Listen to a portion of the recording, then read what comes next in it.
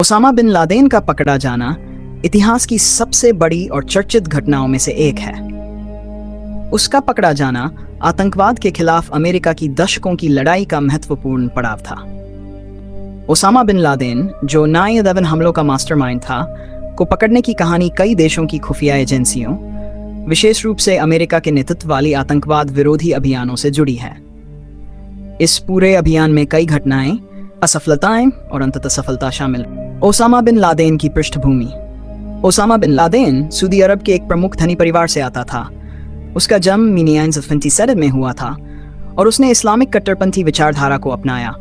उसने अफगानिस्तान में सोवियत संघ के खिलाफ लड़ाई में भी हिस्सा लिया, जिसे अमेरिका ने समर्थन दिया था।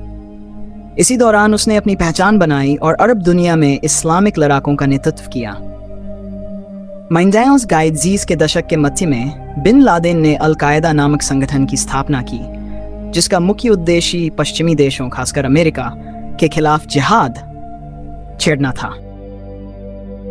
1998 में केन्या और तंजानिया अमेरिकी दूतावासों पर हमले और डूसर्स में यूएसएस कोल नामक अमेरिकी युद्धपोत पर हमला उसकी आतंकी कार्रवाइयों का हिस्सा थे।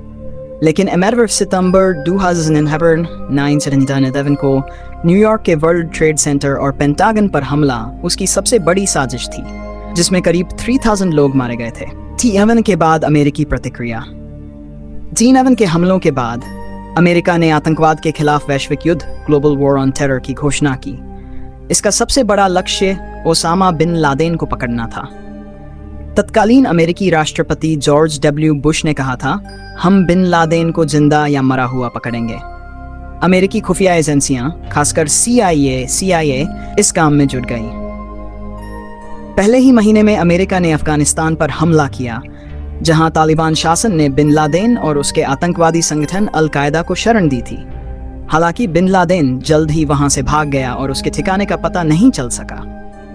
अगले कई वर्षों तक बिन लादेन का नाम सिर्फ आतंकवादी वीडियो संदेशों और घोषणाओं में ही सुनने को मिला। बिन लादेन की तलाश। CIA और अन्य खुफिया एजेंसियों ने बिन लादेन की तलाश के लिए कई वर्षों तक अफगानिस्तान और पाकिस्तान के विभिन्न क्षेत्रों में खोजबीन की। कई बार उसके पकड़े जाने की खबरें आईं, लेकिन हर बार वह बच निकलता था। 2000 के अंत में बिन लादेन आखिरी बार अफगानिस्तान के तोरा बोरा इलाके में देखा गया था, लेकिन अमेरिकी सेना उसे पकड़ नहीं पाई। इसके बाद उसके बारे में कोई ठोस जानकारी नहीं मिली। इस बीच बिन लादेन ने पाकिस्तान में शरण ले ली थी, लेकिन उसका ठिकाना अज्ञात था। पाकिस्तान के कुछ हिस्सों में स्थानीय लोगों ने उसे सुरक्षा प्रदान की।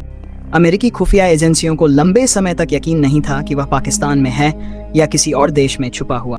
अब्बोटाबाद में बिन लादेन का ठिकाना के आसपास CIA को एक महत्वपूर्ण सुराग मिला। एक आदमी जिसका नाम इब्राहिम सईद था, जिसे बिन लादेन का कोरियर माना जा रहा था, उसे ट्रैक किया गया। इस व्यक्ति की गतिविधियों पर नजर रखने के बाद खुफिया एजेंसियों ने पाया कि वह पाकिस्तान के एबटाबाद नामक शहर के एक परिसर में जा रहा है। इस परिसर की संरचना और उसकी सुरक्षा व्यवस्था को देखते हुए CIA को शक हुआ कि यह जगह बिन लादेन का ठिकाना हो सकता है। एबटाबाद पाकिस्तान के खैबर पख्तूनख्वा प्रांत का एक शांतिपूर्ण शहर है और वहां एक बड़ा सैन्य अड्डा भी है। इस तथ्य ने भी कई सवाल खड़े किए कि इतने महत्वपूर्ण सैन्य इलाके में ओसामा बिन लादेन कैसे छुपा हुआ हो सकता है। CIA नेपच्यून स्पीयर CIA ने इस परिसर पर महीनों तक नजर रखी। इसके बाद अमेरिकी राष्ट्रपति बराक ओबामा को इस बारे में जानकारी दी गई। ओबामा ने स्थिति का आकलन करने के बाद एक विशेष अभियान चलाने की अनुमति दी। इस अभियान का नाम ऑपरेशन नेपच्यून स्पीयर रखा गया। इसे अंजाम देने की जिम्मेदारी अमेरिकी नेवी सील की विशेष टीम को सौंपी गई, जिसे सील टीम 6 के नाम से जाना जाता है। 1 मई 2009 की रात सील टीम ने हेलीकॉप्टरों के माध्यम से एबटाबाद के परिसर पर हमला किया। इस ऑपरेशन में अत्याधुनिक तकनीकों और उपकरणों का इस्तेमाल किया गया। एक हेलीकॉप्टर दुर्घटनाग्रस्त हो गया, लेकिन इसके बावजूद ऑपरेशन जारी रहा। नेवी सील टीम ने परिसर के अंदर प्रवेश कर बिन लादेन और उसके परिवार के सदस्यों से मुठभेड़ की। इस मुठभेड़ में ओसामा बिन लादेन को गोली मार दी गई और उसे तुरंत मार गिराया गया।